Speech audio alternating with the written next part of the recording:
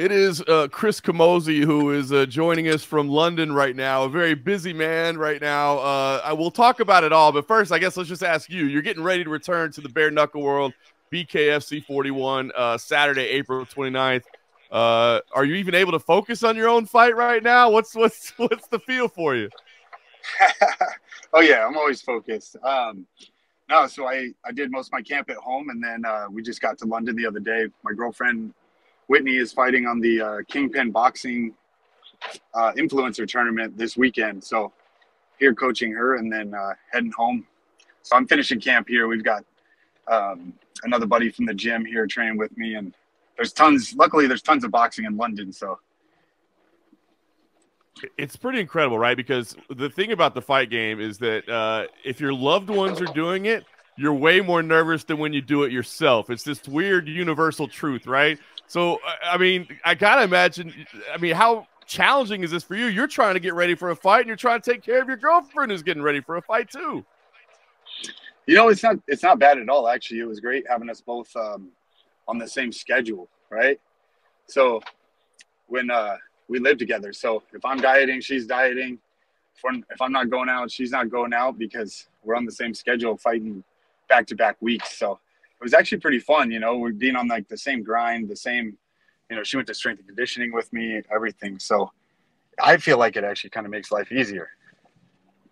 That makes sense. All right, well, let's talk about, obviously a veteran of the fight game. You made your bare knuckle debut in October. Doesn't get much better than the way it went. 37 seconds. I guess, what knowledge did you take out? What did you learn about the experience? Man, I learned that I like fighting bare knuckle. No, what I learned was that we did everything right. Training for it, my coach was real big on not trying to kill every punch, like load up on everything. And it doesn't have to be as hard as you can throw it. It's more about precision. And the other thing I learned is I had to change my style. I know we talked about this a little bit, with my punches. It's kind of hard to explain, but making sure they rotate over so that you hit those big knuckles, because gloves kind of allow you to cheat a little bit, where you can break your hand if you don't have a glove on.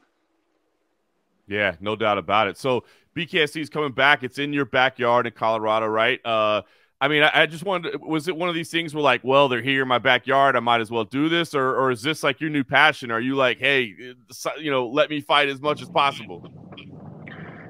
Both. The fact that they're coming to Denver is always easy for me. Plus, I love it. I never got to fight in the UFC in Denver. I got to fight for Glory. And then being from there, it's always great to stay at home and fight where your friends and family can come out. My gym's there. Like, I know where all the food, everything I need, strength and conditioning, everything is there. So it makes it easy for me. But I would like to do more. I've been asking them to get on other cards for a minute, and they came back to Denver because we sell a lot of tickets there. It's a big fight town. So it just worked out perfect. Heck yeah, it is. How about this card too, right? As an MMA veteran, a UFC veteran like yourself, Mike Perry, Luke Rockhold, Chad Mendez, Eddie Alvarez, Christine Fajeda, Beck Rollins, your fight.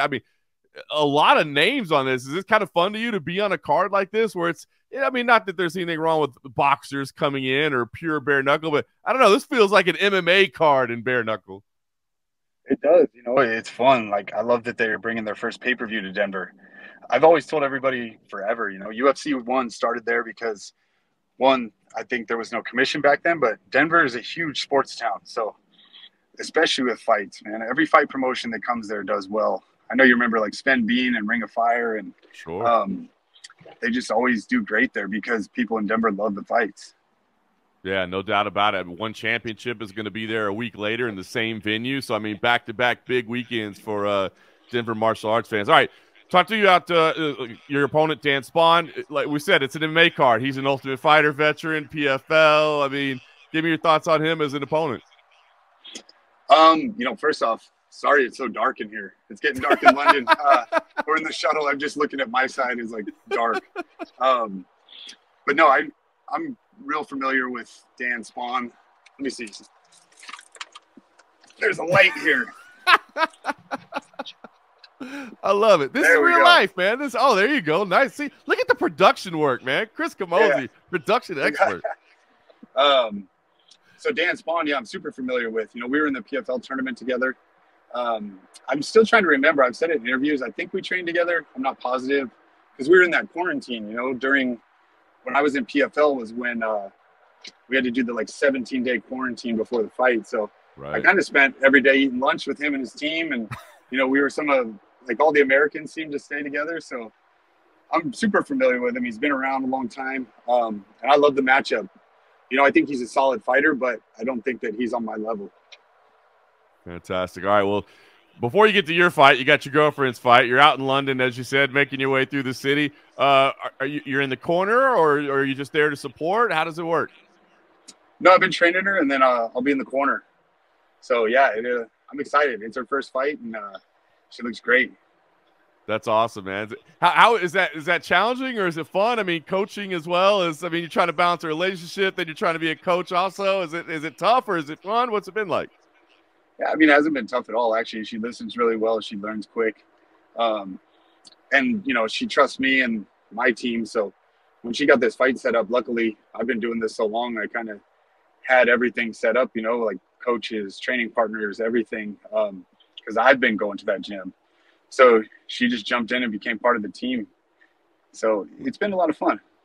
I love it, man. Things are great. All right, so you got the Involuntary Yoga podcast. You got behind the scenes stuff on OnlyFans. You got your fight coming up. You got your girlfriend's fight that you're coaching.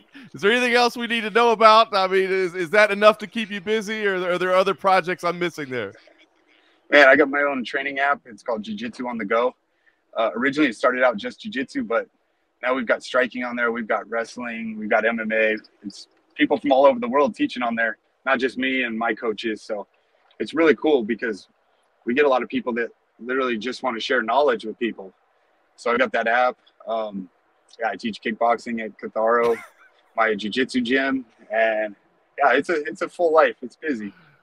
This man is staying busy. He's doing interviews from the shuttle in London. I love it, Chris. Well, I mean, a lot going on here. Talk to me, man. You pick up another big win here. What does the rest of the year look like, man? I mean, I said you got a lot of irons in the fire. Are you focused more on the things happening outside of the cage and the ring? Or, I mean, do you see yourself competing multiple times this year? What does it look like? I'd like to stay busy, like always. I mean, you remember from the UFC days, after every fight, I'd be in the locker room asking them when I could fight again. I don't know how much longer I have, a couple years. So I want to be as busy as I can. That was part of the reason going to bare knuckle. The MMA offers were just slower, a little bit fewer in between as far as fighting at a valued promotion and making the money that I want to make. So bare knuckle made sense at the time. And I'd like to get a few in. I already asked him, if I can get another quick knockout on this one, then I want a title shot because Lorenzo Hunt's already beat everybody else. And, none of the, how do I put this? I asked to fight almost all the top ranked guys. I think all the top ranked guys in bare knuckle. None of them responded. So now I end up with Dan Spohn, who's coming from MMA. And I think if those guys don't want to fight, even though they like to say that I've never fought a bare knuckle fighter, none of them wanted to fight. So, I say, move it along then. I think Lorenzo Hunt's already beat everybody else in the rankings, but he hasn't beat me and he won't. I love it. I love it. Challenging the very top. Awesome. Well, Chris, I know you're busy. I appreciate you joining and taking the time. Best of luck to your girlfriend this weekend. Safe travels back home, and we'll see you at BKFC 41. Hopefully another quick knockout and a title shot after that. Yeah, let's get it. Hey, I appreciate it like always.